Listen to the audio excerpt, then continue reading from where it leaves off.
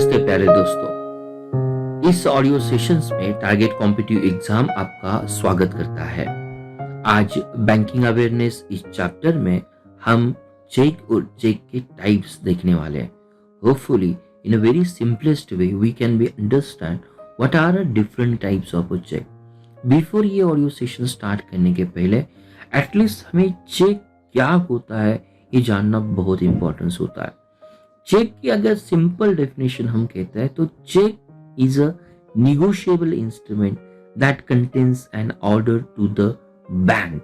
Simple word, negotiable instrument होता है, bank के लिए आज्ञा दी जाती है जिसका नाम चेक पे हो या अकाउंट पे हो, बेयरर हो, बैंक को उसे उतने अमाउंट मनी या इन कैश करनी पड़ती है। तो this is a simple way और डेफिनेशन ऑफ अ चेक।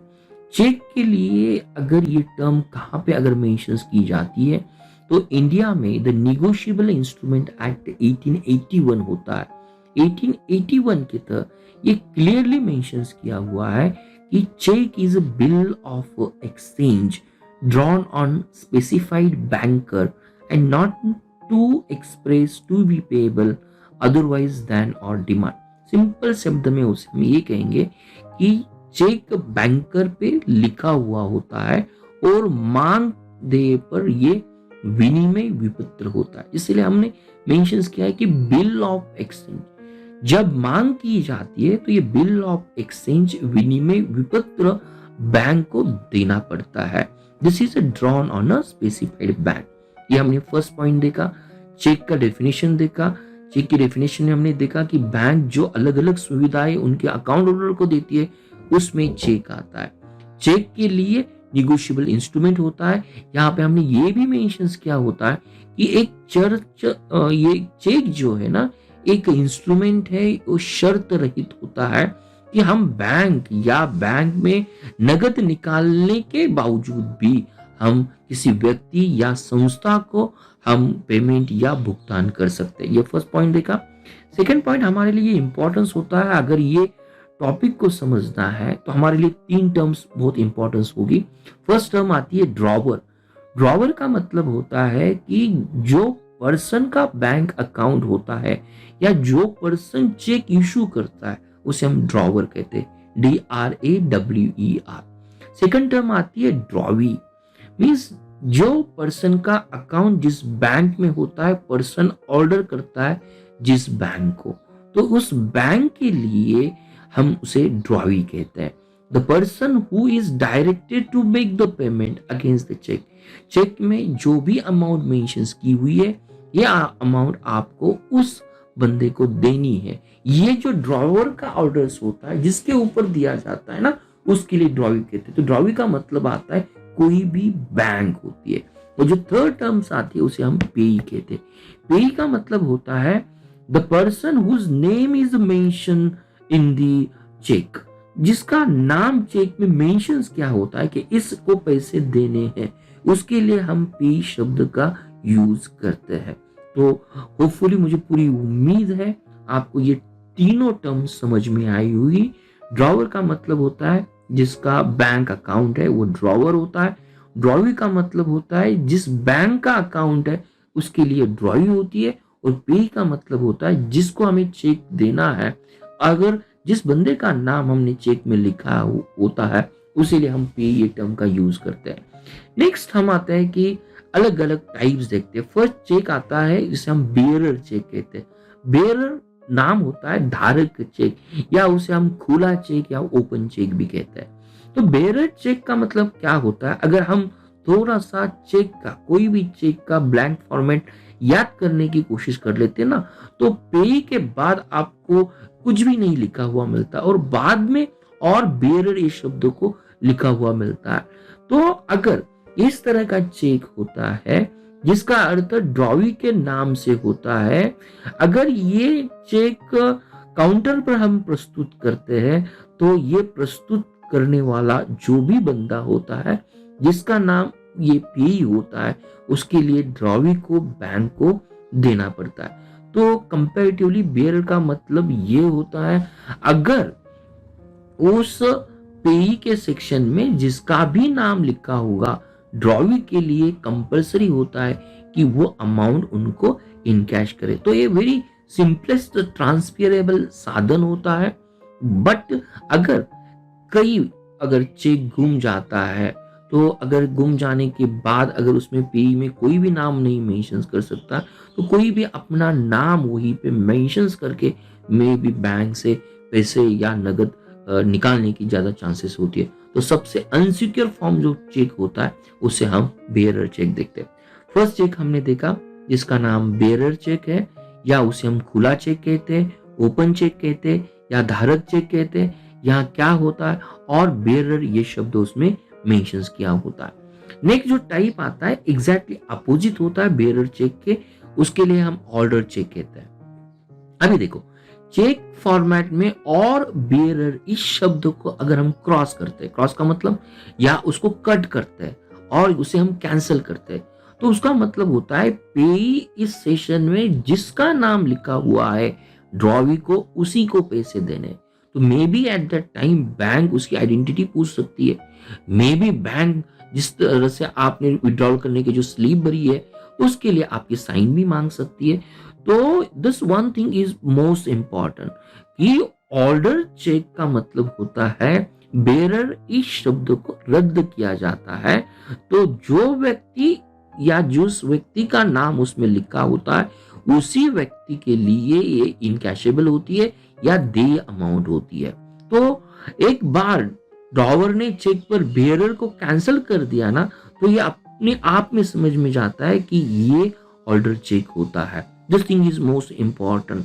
तो ये समय जो ऑर्डर चेक यूज किए जाते हैं केवल एक बार लेन देन को पूरा करने के लिए ये निर्देशित किया जाता है। मैं भी जिस तरह से मैंने बात की, चेक पर जिस बंदे का नाम लिखा होता है बैंक उसकी आइडेंटिटी मांग सकती है। तीसरा जो चेक हमेशा हम देखते हैं जिसे क्रॉस चेक कहते हैं या अकाउंट पे चेक कहते हैं। क्रॉस चेक्स अगर हम देखते हैं ना, मोस्टली चेक का जो फॉर्मेट होता है उसके ब्लैंक साइड में हम 2 पैरेलल ट्रांसवर्स लाइन लगा देते हैं, और ट्रांसवर्स लाइन लगाने के बाद इस 2 पैरेलल ट्रांसवर्स लाइन में हम अकाउंट पे या ए ऑब्लिक सी पे भी लिख सकते हैं। तो ये उल्लेख अगर हम करते हैं तो ये सुनिश्चित किया जाता है कि जो भी बंदा चेक प्रस्तुत करने वाला व्यक्ति हो तो व्यक्ति किसी भी टाइम उसी के नाम पर ही होगा। तो ये चेक कंपैरेटिवली मोस्ट सिक्योर होता है। तो अगर ऑर्डर चेक और क्रॉस चेक्स में क्या फर्क होता है, तो जस्ट एक टेक्निकल फर्क होता है। ऑर्डर चेक में 2 क्रॉस लाइन नहीं लगाई जाती है, क्रॉस चेक में 2 क्रॉस लाइन लगाई जाती है, यही उसमें फर्क होता है। जस्ट कुछ पॉइंट हमें यहाँ देखने के लिए बहुत इंपॉर्टेंस होता है। नेक्स्ट जो पॉइंट आता है उसे हम पोस्ट डेटेड चेक कहते हैं। देखो, चेक के फॉर्मेट में डेट अगर मेंशन की होती है तो उसी डेट में जो पे आता है बैंक उसको इनकैश की जाती है। आज सपोज 4 जून है, अगर 4 जून आज की डेट है और चेक के ऊपर सपोज 24 जून लिखा होगा, तो पे को ड्रॉई तभी पैसे दे सकती है जब तक 24 जून ये तारीख नहीं जाती। तो पोस्ट डेटेड चेक ये इस तरह का चेक होता है कि जिस दिन हम चेक जारी करते हैं उसके बाद की जो तारीख चेक के ऊपर हमने मेंशन की होती है उसी तारीख को या उल्लिखित जो तिथि होती है उसी तारीख तक ये या कोई भी लेन देन नहीं होगी। जो तारीख मेंशन की हुई है उसी तारीख को ये चेक प्रस्तुत किया जाएगा और पेमेंट का भी भुगतान होगा। नेक्स्ट टाइप जो चेक आता है उसे हम स्टैली चेक कहते हैं। स्टैली का मतलब अगर हम सोचने की कोशिश कर लेते हैं ना, तो वैलिडिटी जो पीरियड होता है हर चेक के लिए ये 3 मंथ का होता है। अगर 3 मंथ के बाद अगर कोई पेई बैंक में चला जाता है, वो चेक प्रस्तुत करता है और इनकैश की मांग कर लेता है ना, तो इस तरह के टाइप को चेक को हम स्टैली चेक कहते हैं। और बैंक अगर चेक स्टैली होता है मींस अगर उसकी वैलिडिटी पीरियड खत्म हो जाती है ना, तो बैंक उसे कोई भी भुगतान नहीं करता। स्टैली का मतलब STALE, ये आपको यहीं पे मेंशन करना पड़ेगा। ट्राइबल चेक का मतलब as tribal check it is mentions कि हर जगह पे ये ऑनर नहीं किया जाता। अगर हम अमेरिका चले जाते हो, लंदन चले जाते हो या इंडिया की किसी भी सिटी में चले जाते हो, अगर आपके पास ट्रैवल चेक किसी बैंक का होता है तो आप बैंक में चले जाने के बाद बैंक अगर ट्रैवल चेक होता है तो जिस बैंक ने आपको इशू किया है उस बैंक की ब्रांच उस सिटी में या उस कंट्री में आपको एक पैसा देना या नगद देने की एक एक्सचेंज करने की ऑफर दे सकती है। तो ट्रांसफर चेक ये हम कहेंगे कि यूनिवर्सली एक्सेप्टेबल करेंसी के बराबर होता है। हर जगह पे ये टूरिज्म बढ़ाने के लिए ये हम कहेंगे इंस्ट्रूमेंट्स उपलब्ध होता है और वेरियस डिनोमिनेशन में आता है। तो मोस्टली एक स्थान से दूसरे स्थान पर जब हमें भुगतान करना पड़ता है उस टाइम ये ट्रैवल चेक को हम यूज कर सकते हैं। और ट्रैवल चेक के लिए कोई वैलिडिटी डेट नहीं होती। अगर हम सपोज सिंगापुर चले गए, ट्रैवल चेक अपने पास है, अगर ट्रैवल चेक का हमने यूज नहीं किया, अगर बाद में फिर हम इंडिया में आते हैं ना तो उस ट्रैवल चेक को हम उसी बैंक से उसको इनकैश कर सकते हैं। तो इसके लिए कोई वैलिडिटी पीरियड नहीं होता, जिस तरह से हमने देखा स्टाइल चेक के लिए वैलिडिटी पीरियड होता है। नेक्स्ट आता है सेल्फ चेक। सपोज मुझे बैंक में जाने के बाद I want to have cash, मुझे नगद चाहिए, तो इस केस में पे के जब I will not going to write down my name, तो just I will going to write down the self. अगर मैं सेल्फ लिख लेता हूं तो इसका मतलब होता है कि जो ड्रॉवी बैंक है it will going to encash the money to me. तो ये नगद प्राप्त करने की एक सबसे इंपॉर्टेंस हम कहेंगे सिस्टम्स होती है अगर चेक सेल्फ चेक के नाम पे होता है। नेक्स्ट आता है म्यूटिलेटेड चेक।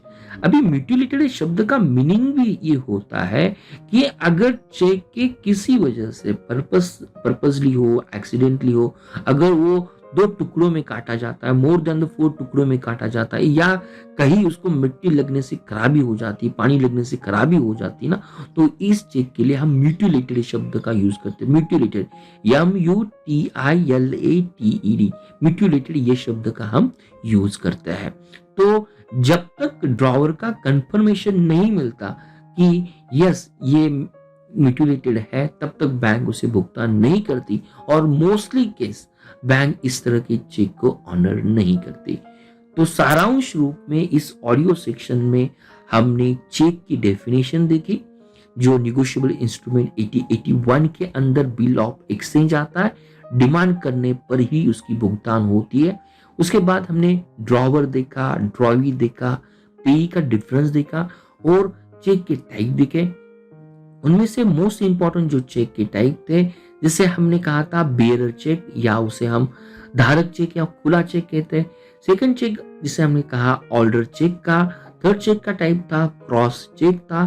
फोर्थ चेक का जो टाइप था उसे हम पोस्ट डेटेड चेक मेंशन किया। फिफ्थ चेक का नाम था स्टाइल चेक था और सिक्स चेक का नाम था ट्रैवल चेक था। और जो लास्ट चेक था, हम खुद अपने बैंक अकाउंट से अगर नगद निकालना चाहते हैं तो चेक के माध्यम से पे की जगह अगर हम सेल्फ लिखते हैं तो ये बन जाता है सेल्फ चेक। मेरे प्यारे दोस्तों, बैंकिंग अवेयरनेस या bank PO, bank clerical exam, कोई भी बैंक एग्जाम की आप तैयारी करते हो तो ये financial term, banking related terms हमें मालूम होनी चाहिए। मे भी आपके लिए बहुत सिंपल क्वेश्चन पूछा जाता है कि ड्रॉवी का मतलब क्या होता है, उस समय it is become the very confusion, drawee bank होती है या पी होता है। इस तरह के क्वेश्चन या टर्म को इजीली समझने के लिए you are most welcome at target competitive exam के ऑडियो, वीडियो और एमसीक्यू सेशन में आपका स्वागत है। धन्यवाद।